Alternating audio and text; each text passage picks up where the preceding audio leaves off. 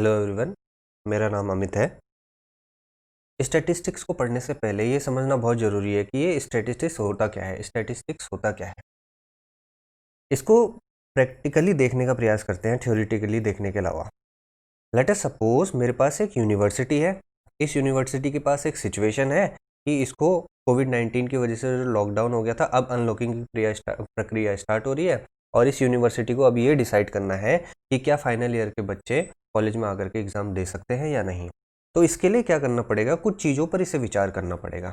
जैसे सबसे पहले इसे ये सोचना पड़ेगा कि कोरोना का जो स्प्रेड रेट है वो क्या है, स्प्रेड रेट क्या है। इसके अलावा इसे इस चीज़ पर भी ध्यान देना पड़ेगा कि कोरोना से रिकवरी रेट क्या है, रिकवरी रेट क्या है। मोर ओवर ऑनलाइन क्लासेस जो अभी तक चलाई गई थी, क्या वो ऑनलाइन क्लासेस वास्तव में कारगर है, और अगर कारगर हैं तो कितने लोगों तक वो पहुंच पा रही है, कितने बच्चे उसका असल में वास्तव में अच्छा यूज़ कर पा रहे हैं।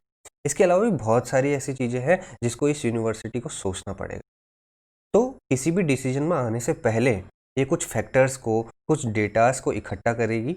उन डेटास को कलेक्ट करने के बाद, इकट्ठा करने के बाद उसे एनालाइज करेगी। एनालाइज करने के बाद उसे प्रेजेंट करेगी बार ग्राफ या हिस्टोग्राम के थ्रू, और उसके बाद फिर इंटरप्रिटेशन करके एक निष्कर्ष, निश्चित निष्कर्ष पर पहुंचेगी। ये तो रही एक यूनिवर्सिटी की एग्जाम्पल, ठीक है ना। तो ये जो भी मैंने बोले यहाँ पर टर्म्स कि डेटा का कलेक्शन, एनालाइजेशन, प्रेजेंटेशन और इंटरप्रिटेशन, यही स्टैटिस्टिक्स। इसको थोड़ा सा और डीपली जानने के लिए हम कुछ केसेस ले लेते हैं। मान लेते हैं कि किसी क्लास में कुछ बच्चे हैं जिनकी एवरेज हाइट है 5'8". उन बच्चों का जो वेट है, let us suppose average weight है 60 kgs। एक और एग्जांपल ले लेते हैं, मान लेते हैं उत्तराखंड का जो रिकवरी रेट है वो 80.89 जुलाई के आंकड़ों के अनुसार है कोविड-19 से निपटने के लिए। और इसके अलावा एक और चीज़ देख लेते हैं कि लॉकडाउन की वजह से ट्रांसपोर्टेशन बंद था, जिसकी वजह से ऑयल की जो डिमांड है वो डिक्रीज़ हो गई, और डिक्रीज़ हो गई तो नेगेटिव 0.4% की डिक्रीज़ उसमें देखी गई। तो ये जो भी चीज़ें मैंने यहाँ पर बोली, 5 फुट 8 इंच, 60 kgs, 80.89, -0.4%, ये सारा का सारा इन डेटा है। और इस डेटा को कलेक्ट करना, इसको फिर एनालाइज करना, इसको प्रेजेंट करके किसी इंटरप्रिटेशन करके किसी निष्कर्ष में पहुंचना, ये ही स्टैटिस्टिक्स कहलाता है। तो अब हम समझ चुके हैं कि स्टैटिस्टिक्स होता क्या है। क्या होता है basically, it is simply the collection, analysation, presentation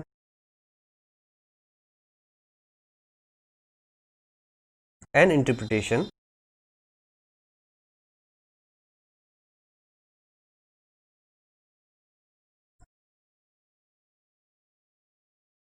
interpretation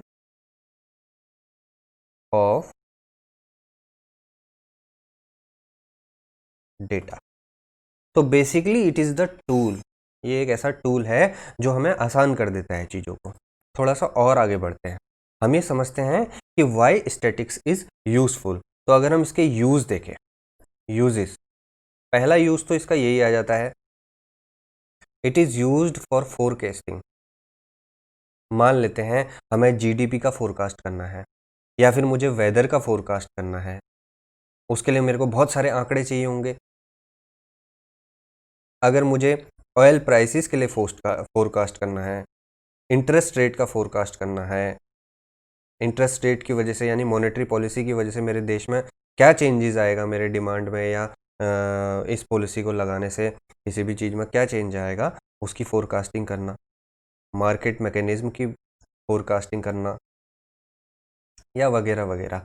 तो statistics is a very beautiful tool to evaluate these. अपने अलग अलग तरीक़ों से वो इवेल्यूएट करके ये सब चीज़ों को बताएगा। इसके अलावा अगर मुझे दो डेटा को कंपेयर करना है, दो या दो से डेटा को कंपेयर करना है, और मुझे बताना है कि कौन सा डेटा अच्छा है और किसी चीज़ में ज़्यादा हेल्प करेगा, तो कंपेयरिंग एनी टू डेटाज और more than two datas also a part of statistics, ठीक है। इसके अलावा डिफरेंट थ्योरीज को टेस्ट करना, फॉर्मुलेट करना और उसको चेक करना स्टैटिस्टिक्स का काम है। या अगर मैं एक तरह से बोलूँ, to study the consumption patterns, production patterns, these all are very beautiful example of statistics and how statistics is useful in our day to day life। ये जो भी अभी तक हमने पढ़ा, इसमें एक चीज़ का बहुत यूज़ हुआ है, वो है डाटा। मैंने बोला आपको कि डेटा कलेक्ट करना। तो व्हाट इज़ डेटा? डेटा क्या होता है, कितने तरह का होता है, कैसे हम उसको मेज़र करते हैं और उससे क्या यूज़ करते हैं, ये हमारी नेक्स्ट वीडियो का स्कोप होगा। बने रहिए विद मी। Thank you.